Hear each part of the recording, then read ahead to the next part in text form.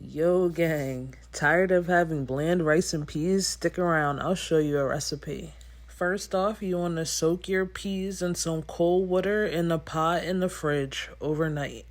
Next, you want to finely dice onions and garlic and add it to your pot. Now season your peas with adobo as well as black pepper and give that a really good mix.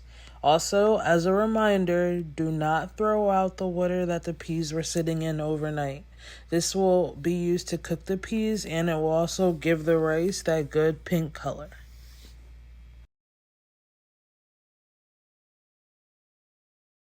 Now turn on a medium to low flame, give the pot one final mix, and tell it to sleep tight.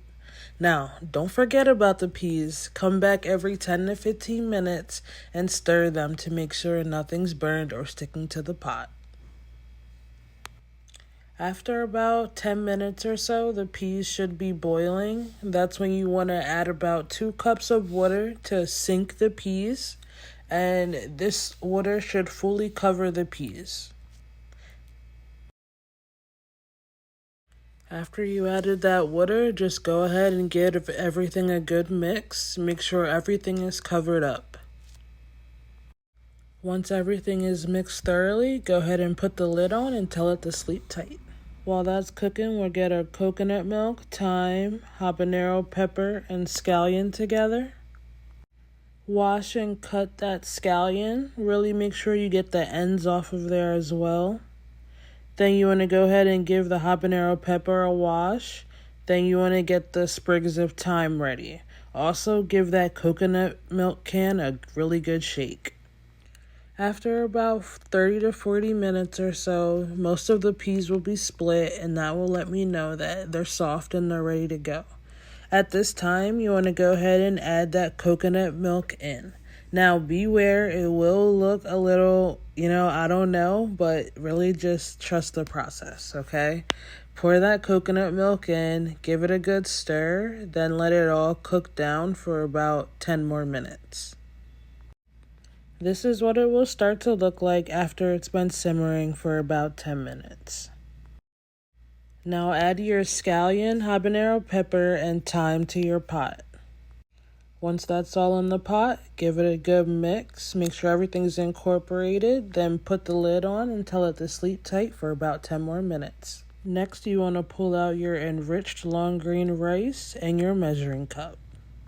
Next, measure and scoop in 4 cups of rice into a separate bowl. One of these is 2 cups, so I'm only adding 2. Now you want to thoroughly rinse and wash this rice with only water. It should take about 3 to 4 times. If your water looks like this, your rice is not ready. The water should be as close to clear as it can get. Once your water is clear, go ahead and add your rice to the pot. And don't worry, I scooped every grain in off camera. Now go ahead and give everything a mix and make sure everything is incorporated. There shouldn't be an area that has a rice clump or has a bean clump. Everything should be evenly distributed. Now go ahead and put the lid on and tell it to sleep tight for about 15 minutes. Once the rice looks about 80% done, you want to go ahead and turn the flame down to low, then give everything a really good mix. Just stir everything up, everything from the sides, the bottom.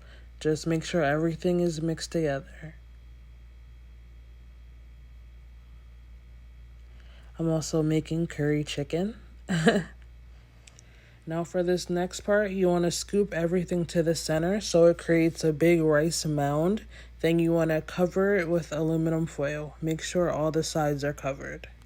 Now put the lid on and then curl in those aluminum foil sides so that all the steam is trapped inside, and let it sleep tight for about 10 to 15 minutes. Once the texture of the rice changes, you want to go ahead and leave that lid on and turn the stove off and let it sit for about 10 to 15 more minutes. After the rice has rested and firmed up for about 10 to 15 minutes, go ahead and give everything a good stir and really fluff it up.